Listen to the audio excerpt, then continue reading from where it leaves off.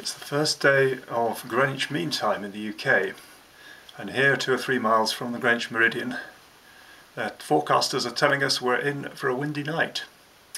So here's the song about the wind that I grew up with. How many roads must a man walk down before you could call him a man? Yes, and how many seas must a white dove sail before she sleeps in the sand? Yes, and how many times must the cannonballs fly before they're forever banned? The answer, my friend, is blowing in the wind. The answer is blowing in the wind. How many years can a mountain exist before it's washed to the sea? Yes, and how many years can some people exist before they're allowed to be free?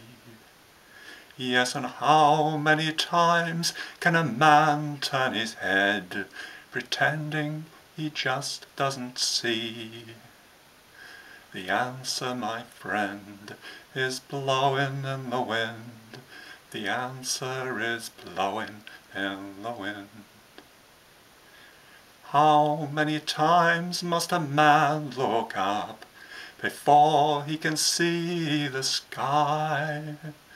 Yes, and how many ears must one man have before he can hear people cry?